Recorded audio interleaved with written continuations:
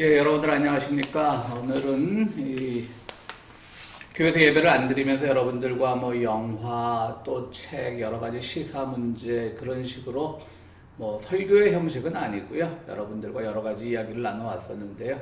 이제 그것도 대충 끝나가는 것 같기도 합니다. 단정져서 말할 수는 없지만요. 빨리 교회는 열어야 된다는 의견들도 있고 아직 시기상조라는 말도 있는데요. 어쨌든 이렇게 자택 봉쇄령이 내려진 동안 여러분들하고 다양하게 이야기를 나눌 수 있어서 저로서는 참 좋은 기회였습니다. 그동안 해왔던 설교라는 형식을 벗어버리고 여러 가지 다양한 것으로 우리가 한번 기독교인이 어떻게 생각하고 살아가야 되는지를 한번 저도 생각해보고 여러분들에게도 고민할 기회를 드린 것 같아서 저는 좋아하는데 여러분들은 어쨌는지 모르겠습니다. 오늘은 도덕, 정치, 철학, 믿음, 도덕, 정치, 철학, 믿음 이러한 제목을 가지고 여러분들에게 책 몇 권을 중심으로 한번 이야기를 나눠볼까 합니다. 도덕이란 또는 윤리란 뭘까요? 사회 규범을 잘 지켜서 조화로운 사회를 만들어 나가는 것, 공동체 질서를 세우는 것 이렇게 사전적으로 정의할 수가 있을 겁니다. 그러면 성경에서는 도덕과 윤리를 뭐라고 말하고 있을까요? 재밌게도 성경에서는 도덕이나 윤리라는 말이 한 번도 쓰이질 않습니다. 도덕이란 말로 검색을 해보면 공동번역 성경에서 에베소서 4장 19절에 도덕이란 말이 나옵니다. 이것은 그들은 도덕적인 감각을 잃고 제멋대로 방탕에 빠져서 온갖 더러운 짓을 하고 있습니다. 라고 이렇게 공동번역 성서죠. 공동번역 성경의 그 번역 기준은요, 역동적 의미의 일치성 이렇게 우리가 번역을 할 수가 있는데요. 그러니까 직역이 아니란 뜻이죠. 말은 어렵지만 나이다라고 하는 그런 번역학자가 만들어낸 이론인데요. 그러니까 공동번역 성경, 그러니까 이 카톨릭과 개신교가 함께 번역했었죠. 우리 개신교 측의 번역에 참여했던 사람은 우리가 잘 아는 문익환 목사님이셨고요. 그분은 또 뛰어난 구약학자였죠. 어쨌든 신구교가 함께 공동으로 성경을 번역해서 이제 공동번역 성서가 되는 겁니다. 거기서도 도덕이라는 말은 잘 쓰이지 않습니다. 그러니까 성경에서 도덕이라는 말을 대체할 수 있는 것은 결국은 율법이 되겠죠. 율법. 그건 좀 이따 나중에 설명하기로 하고요. 이 공동번역 성서가 나왔으니까 또 얘기가 잠깐 옆으로 세면요. 1984년에 공동번역 평양판이 있습니다.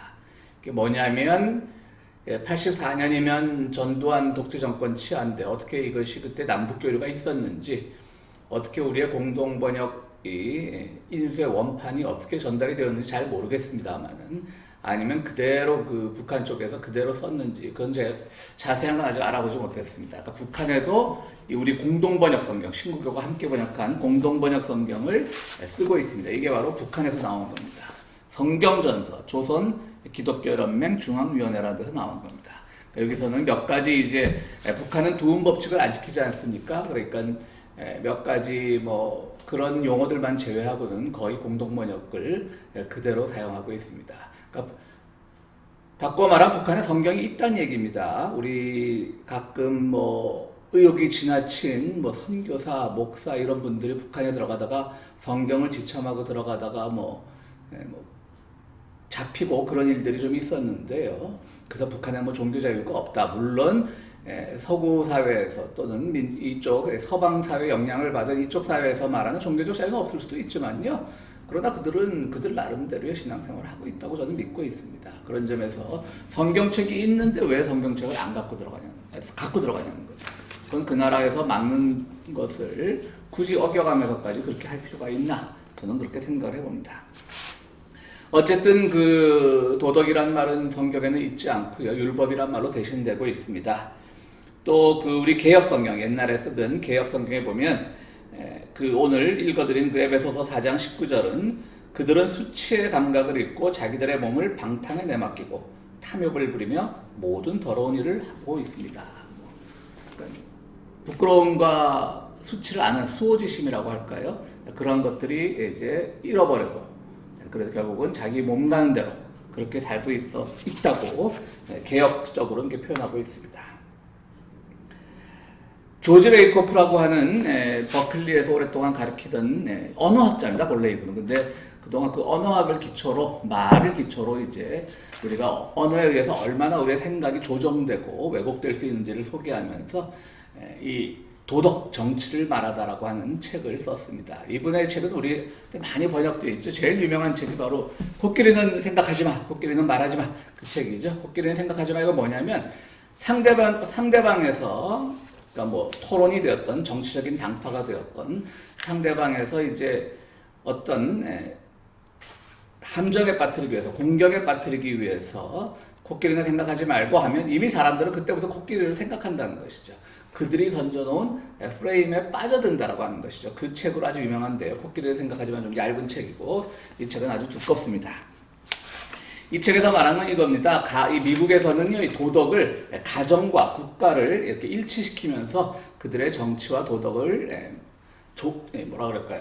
조정해 나간다. 이렇게 이 조지 레이코프는 얘기하고 있습니다. 그래서 미국에서 보수적이라고 할 수 있는 공화당은 엄격한 아버지 모형이고요. 또 민주당은 자유로운 어머니 모형이라고 말합니다. 그래서 보수적인 분들이 만드는 그런 단체들 보면 혁명의 딸들, 미국의 독립유공자, 그러니까 뭐 7월 4일 그 독립유공자의 후손자 단체는 이렇게 가정을 상상하게끔 이름이 지어졌다고 합니다. 혁명의 딸들. 또 우리 뭐 파운딩 파더스, 건국의 아버지들, 그 독립전쟁 때 기틀을 세웠던 그분들을 파운딩 파더스라고 하지 않습니까? 그러니까 우리나라에서도 그걸 흉내내서 누구를 이승만 초대 대통령을 뭐 국부 이렇게 부르고 있지 않습니까? 다 미국에서 수입한 그런 이론들을 흉내내고 있는 겁니다.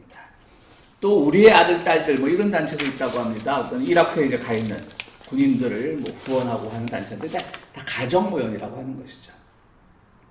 그래서 이것이 이제 이분은 이렇게 해서 이 가정 모형을 가지고 자기들의 뭐 공화당이 되었건 민주당이 되었건 자기들의 그 추진하는 바를 계속 의식적으로 조정해 나가고 유권자들의 마음을 조작하고 심지어는 뇌까지 장악하려고 한다라고 조지 레이코프는 그렇게 얘기를 하고 있습니다. 그래서 예를 들면 뭐 사회복지 프로그램은 뭐 우리나라도 마찬가지죠. 보수 쪽에서 반대를 하죠. 뭐 국민 기초 생활기금을 주자라고 하면 보수 쪽에서는 반대하고 국가 파탄 내려고 하느냐 이렇게 반대하고 진보 쪽에서는 주자라고 하지 않습니까? 미국도 마찬가지라고 하는 거죠. 그럼 왜 그러냐? 가정 모형인데. 그러니까 이 엄격한 아버지 모형인 이 보수 쪽에서는 애들 자꾸 돈 주면 응석바지 된다 이런 심리를 가지고 있고 그것을 계속 국민들한테 이제 설득해 나간다는 것이죠. 각인시켜 주는 것이고 아니다 아이가 지금 힘들다 코로나 때문에 힘들다 여러 가지 힘들다 경제난 때문에 힘들다 그럼 우리가 응석바지가 됐건 어쨌든 간에 그들에게 뭐 후원을 해야 된다 뭐 이런 것이 바로 한국이나 미국이나 좀 진보적인 분들의 생각일 것 같습니다. 그런데 도덕이라고 하는 것은요, 우리가 지금 레이코프도 얘기를 했듯이요, 도덕이라고 하는 것은 절대 진리가 아닙니다. 사회가 자기들이 추구하는 바, 혹은 자기들이 지지하는 정치 세력이 권력을 잡기 위해서 교묘하게 조정해 나가는 그런 작업이나 이념적 절차라고 할 수가 있는 것이죠. 또 여러분들에게 하나 소개해 드릴 책은요, 한국은 하나의 철학이다라고 하는 책입니다. 이것은, 오구라 기조라고 하는 일본 분이 한국에서 오랫동안 공부를 하면서 쓴 책인데요. 요즘 시국에 일본 책을 소개하는 게 좀 그렇습니다만. 그러니까 이분이 말하는 것은 한국은 하나의 철학, 즉, 이에 의한, 리죠, 리. 우리가 잘 아는 뭐 이기 이론론, 이기 이론론 있지 않습니까? 이에 의해서 항상, 이건 도덕의 기본인데요. 도덕의 근원인데요. 이를 향한 그 도덕적 지향성을 가진 사회라는 거죠.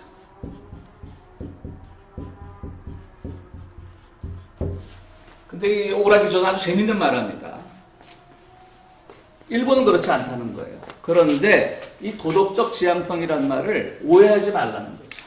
도덕적 지향성이라는 말은 도덕이라는 말은 아니라는 거예요. 그러니까 우리나라 사람들이 도덕적 지향성은 갖고 있지만 도덕은 아니라고 하는 것이죠.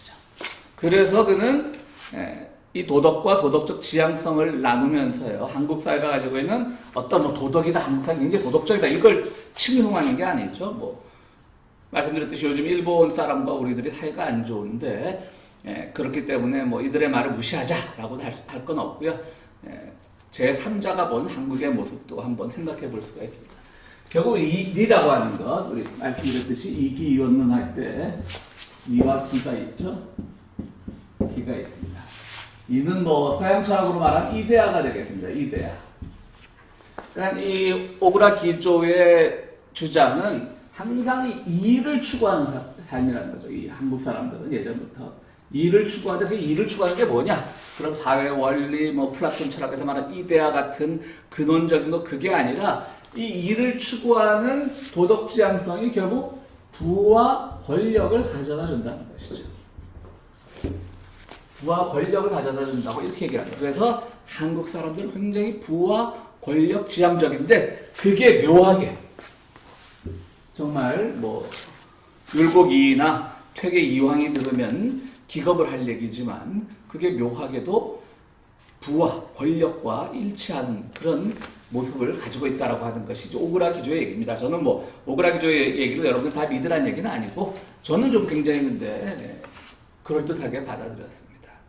그러니까 오그라 기조는 한국 사회는 이렇게 도덕적 지향성 사회다. 도덕 지향성 사회다. 이렇게 말합니다. 자, 한번 생각을 해볼까요? 청소년기에 가장 도덕적인 학생들은 누구입니까? 청소년기에 가장 도덕적인 학생은 엄마 아빠 말 잘 들어서 공부 잘해서 좋은 대학 가는 것이 가장 도덕적이고 착한 학생입니다. 우리 다 경험이 있죠? 경험이 있다는 말은 우리가 모두 다 공부 잘했다는 말이 아니라 그런 문화 속에 살았던 경험이 있다고 하는 말입니다. 그렇기 때문에 그 사회에서 그들은 충분히 어릴 때부터 도덕을 강요받는 거죠. 엄마 아빠 말 잘 들어야 돼. 엄마 아빠가 나를 위해서 희생하는데 공부로서 보답을 해야 돼. 그렇지 않은 아이들은 불량 학생이 되는 것이고 공부 잘해서 명문대학에 들어가면 권력과 부를 다 가지는 사회가 됐었잖아요. 솔직히 말해서. 그러니까 도덕은 굉장히 강조하는데 도덕적 지향성은 강조하는데 실제로는 부와 권력으로 그것을 확인받고자 하는 굉장히 이상한 사회라고 하는 것이죠. 반면에 기는 이제 역동적이고요. 뭐 이기이원론 할 때 기는 좀 역동적이긴 한데요. 그거는 뭐 나중에 또 이기이원론 할 때 설명을 하기로 하고요. 어쨌든 뭐 이거 이제부터는 오그라 기조 얘기가 아니라 제 얘기인데요. 이를 추구하는 이런 흐름들, 즉 청소년기부터 도덕적으로 잘 엄마 아빠 말 잘 듣고 좋은 대학 가서 좋은 회사에 취직해서 부와 권력을 차지하던 그런 한국 사회의 흐름이 균열을 맞기 시작했어요. 첫 번째 균열은 광주 민주화운동, 5.18 민주항쟁부터 정말 길거리에 노동자 같은 사람들이, 구두를 닦던 사람들이, 택시를 몰던 사람들이 그들이 정의를 외치고 나온 거예요. 그리고 그들은 또 호남이라고 하는 편견 속에 살아가던 사람들이에요. 감히 이를 생각도 못하던 사람이에요. 리입니다. 리. 그들이 그렇게 하면서 한국 사회가 균열이 생기기 시작했습니다. 그러나 그들은 균열이 생긴 것을 두려워하던 그런 세력들은 그들을 무자비하게 억압하고 다시 도덕사회로 만들어버리죠. 그래서 한때 전두환 정권 시절에 있었던 유명하던 말이 육법당 아닙니까? 육사 출신과 서울법대 출신들이 모든 권력을 잡고 있었다 그래서 육법당이란 말입니다. 가장 엘리트들입니다. 나는 나라를 지키기 위해서 육사를 가겠어. 나는 공산주의로부터 우리를 지키기 위해서 육사를 가겠어. 얼마나 착한 아이들이에요. 그 중에 또 육사는 학비가 공짜니까 우리 부모님 어려운데 나는 정말 착하게 우리 부모님한테 신세한 지가 다 착한 아이들이에요. 서울법대 가면서 다 착한 아이들이에요. 서울법대 가면서 뭐라 그래요? 나는 정말 내가 법관이 되어서 혹은 검사가 되어서 판검사가 되어서 정말 가난한 사람들을 돌보고 그들과 함께 할 거야. 얼마나 도덕적입니까? 저는 고등학교 때 그런 생각 못했을 것 같아요. 못했어요. 뭐 되돌아보면. 어쨌든 그렇게 하면서 그렇게 사회를 다시 도덕적으로 만들어 가려다가 6월 항쟁을 거치고요. 그리고 나서 또 이제 김대중 정부, 노무현 정부, 문재인 정부를 거치면서 그들이 추구하던 부와 권력을 독점하던 리를 추구하던 도덕지향적 사회가 무너지기 시작합니다. 균열이 가기 시작하는 겁니다. 아까도 처음 말씀드렸지만 도덕지향적이라고 하는 것은 도덕 학적이라고 할 게 아닙니다. 이들은 출세와 권력과 명예와 그들의 학력, 여기서 학력은 뭐 이력서 할 때 그력자가 아니라 힘력자죠. 한국에서 학력이라는 게. 그 학력으로 인해서 그들이 쌓아 올린 것이 도덕 그 자체이기 때문에, 그렇기 때문에 그들은 뇌물을 받고 좀 부정부패를 해도 그것이 하나도 부끄러운 일이 아닌 거예요. 왜? 내가 이 나라를 지켰어. 내가 청소년기에 너희들 그냥 말썽 피우고 악동처럼 살 때 나는 공부해서 이때까지 왔으니까 지금 내가 조금 일탈해서 이룰 수 있는 것은 죄악이 아니야. 이런 생각이 굳어져 버리는 것이죠. 그래서 진보적 가치는 뒷전으로 밀려나게 되는 겁니다. 진보적 가치, 진보적 사람들은 삶의 궤적을 중시하죠. 그리고 뭐 지금 이제 뭐 좀 80년대 그 민주화 운동 세력들도 이제 일선에서 물러나라라고 하는 그런 비판적인 소리들도 있지만, 어쨌든 그들은 한치 앞을 내다볼 수 없는 그 군사정권 시절에 용감하게 정의를 외친 것만으로도 저는 높이 평가하고 싶습니다. 저는 겁이 많아서, 그리고 제가 군대를 갔다 왔을 때는 이미 광주 민주화 운동 때문에 학생 운동 자체가 엄청나게 과격해져 있어서 70년대 운동을 하다가, 학생 운동을 하다가, 데모를 하다가 군대 다녀온 사람 입장에서는 도저히 그걸 뭐 정말 지금 솔직히 말합니다. 무서워서 못하겠더라고요.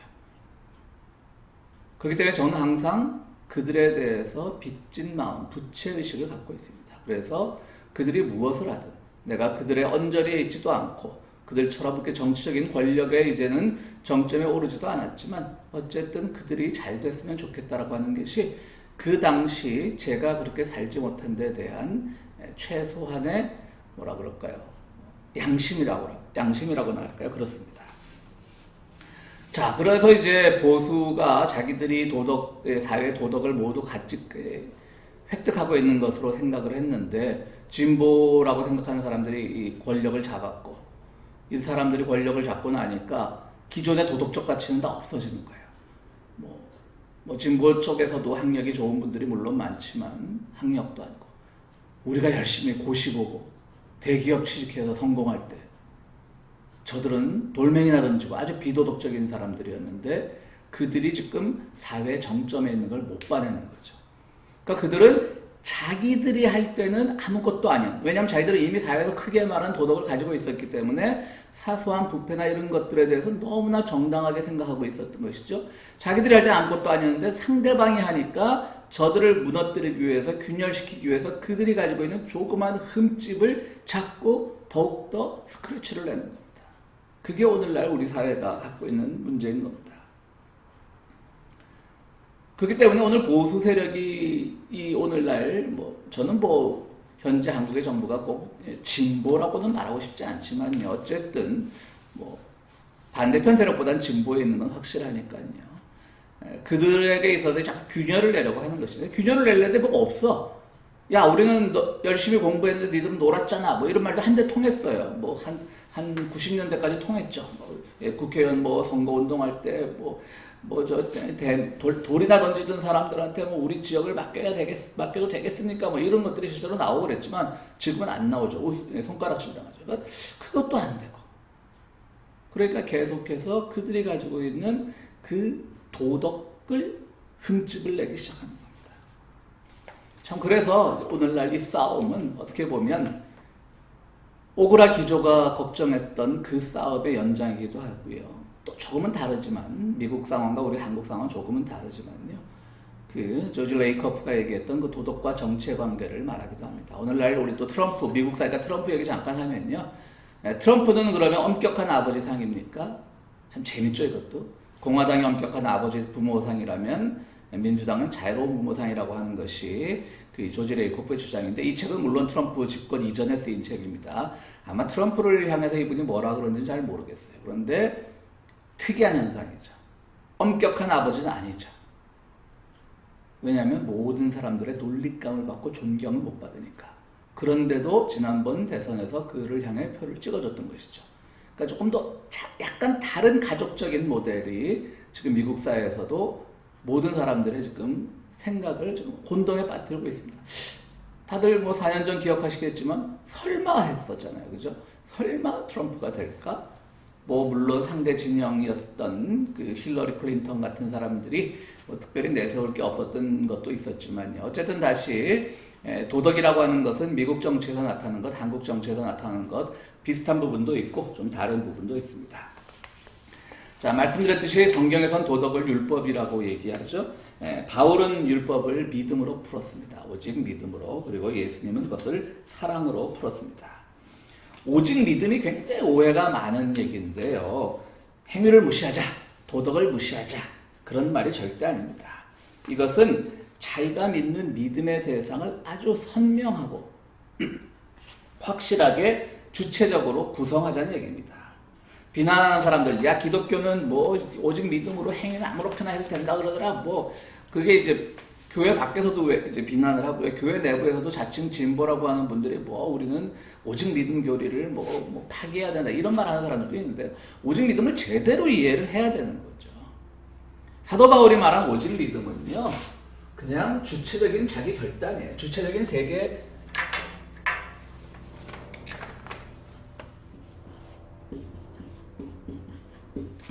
주체적인 세계 구성이에요.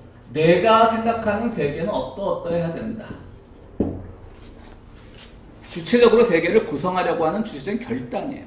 사랑은 뭐냐 그러면 고린도전서 13장에 사랑은 뭐냐? 예수님도 사랑을 얘기했죠. 율법의 완성은 사랑이라고요. 사랑은 뭐냐?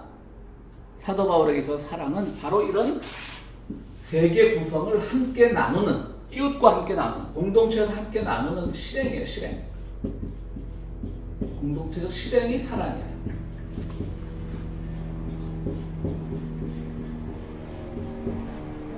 이게 바로 그 알렌 바디우라고 하는 사람이 말한 겁니다. 결국 그 사도 바울이 오직 믿음으로 얘기했지만요. 고린도전서 13장에 보면 믿음, 소망, 사랑 중에 제일은 사랑이라고 했어요. 이게 어떻게 오직 믿음이겠어요? 그러니까 결국 믿음, 소망, 사랑이 함께 가야 되는 것이죠. 그리고 그것은 율법이나 도덕을 극복하고 이겨내는 것입니다. 제가 몇 개월 전에도 교회에서 한번 설교를 했던 것으로 기억이 나는데요. 누가복음 16장에 있는 그 선한 청지기의 비유 잘 알지 않습니까? 이제 뭐 그것은 실제가 아니라 이제 예수님 비유 속에 나오는 이 사건이죠. 어느 이제 부자가 농장 주인이 청지기에게 다 모든 것을 믿고 맡겼는데 그 청지기가 좀 돈을 횡령도 하고 그런 소문이 들리는 거여서 야 나가라 너 이제 그랬어요. 뭐 주인 몰래 그렇게 횡령하면 나가야죠. 그랬더니 청지기 우리 그 비유 잘 아시잖아요. 그 청지기가 생각하기를 야 내가 나가면 당장 굶어 죽는데 나도 내가 그동안 내 권력으로 내 힘으로 내 재량으로 빚을 주었던 사람한테 빚을 되받으면서 내 나름대로 살궁리를 해야 되겠다라고 해갖고 뭐 곡식도 많이 그 이유를 깎아주고 기름도 깎아주고 그런데 그걸 가만히 주인이 보니까 저 내보내려고 하는 녀석이 보통 사람 같으면 화를 낼 텐데 주인이 가만히 보니까 굉장히 지혜롭거든요. 그래서 너는 불의한 재물로도 친구를 사겨라 라고 하는 주님의 결론의 말씀이 있지만요. 그래서 다시 그 청지기는 그 농장에서 일을 하게 됐다는 얘기입니다. 그 비유 우리 유명한 비유죠. 이것도 성경에서 뭐 성경 난제 그런 거 있습니다. 참 해석하기 어려운 겁니다. 뭐 그때 설교할 때 제가 한번 말씀을 드렸었는데요. 우리가 이분을 요즘 시국 한국 정말 한국은 하나의 철학이다라고 하는 오그라 기조의 그 말처럼 이의적인 그 철학의 입장에서 얘기하자면요. 엄청나게 비난받겠죠. 뭐 주인이 무슨 뭐 부패해가지고 부패한 사원을 직원을 다시 채용했다는 등 뭐 이 진보죠. 이건 당연히 진보적인 생각인데요. 뭐 이렇게 뭐 부정부패에 너무 우리가 둔감하다는 등 뭐 이렇게 엄청 비판을 받았을 거예요. 그럼 과연 이 비유가 말하고자 하는 것은 무엇이었을까요? 도덕, 횡령 이런 거 아무것도 아니다. 그렇게 말한 거 절대 아니죠. 주님은 거기서 무엇을 생각했냐면요. 이 지금 궁지에 몰린 사람이, 이 어려운 사람이 결국은 그에게 있어서 본질은 무엇이었냐면 바로 그에게 빚을 졌던, 물론 그 다 주인의 재산이지만요. 그에게 빚을 졌던 사람들을 탕감해 줌으로써 그것이 선한 의도였건 아니었든 간에 결과적으로는 그것을 탕감해 줌으로써 그에게 그들에게 도움이 되었다는 것, 그것만으로도 저는 주인이 충분히 그를 받아들였다라고 생각을 하는 겁니다. 오늘날 이 불의한 청지기의 비유를 한국 현실과 비교해 보면요, 우리는 여전히 오그라 기조 말처럼 너무나 도덕지향적이다 라고 그런 사회에서 살고 있다라고 생각을 해봅니다.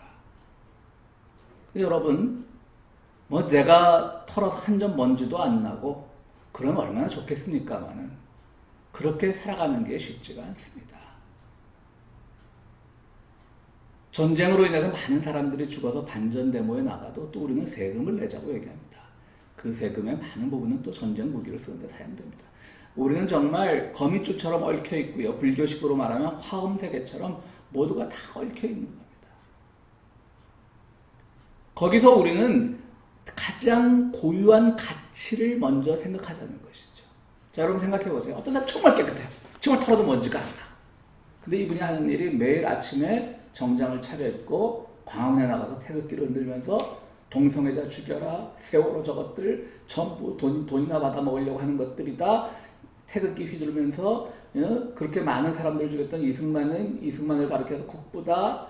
뭐 박정희를 가리켜서 우리나라 산업화의 영웅이다. 뭐 이런 걸 외치고 있으면 그분은 여러분 어떻게 말하겠어요? 저 사람 정말 깨끗한 사람이야 라고 말하시겠어요? 아니죠. 물론 고유한 가치와 또 공동체를 위한 그 이념에 충실하면서도 자기 일상적인 도덕의 면에서 한 점 흠이 없다면 정말 훌륭하겠지만 저는 그것이 인간 세계에서는 불가능하다고 생각을 합니다. 그래서 거기서 바로 믿음이 나온 거예요. 도덕으로 해결될 수 없는 부분, 즉 율법으로 해결될 수 없는 부분이 있는 거예요. 그래서 믿음이 나온 거예요. 사도 바울은 굉장히 지혜로운 사람인 것이죠.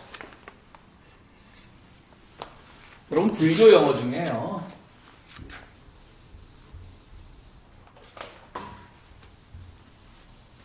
불교 영어 중에 도노점수라는 말이 있습니다. 도노점수.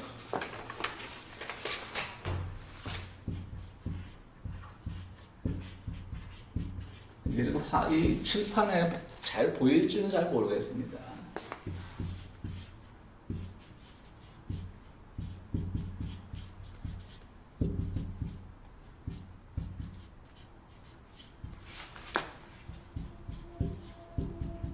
점자가 좀 이상해졌네요. 네. 점자 다시 쓰겠습니다.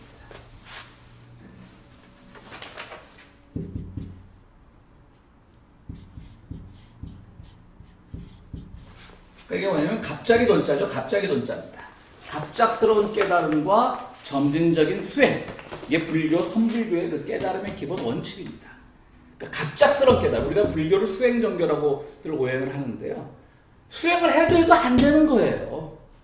그러니까 어떻게 해서 갑자기 외부의 충격이든 뭐든 갑자기 깨달음이 온다는 것이죠. 그게 바로 오직 믿음이에요. 그러니까 기독교랑 우리가 같은 거예요.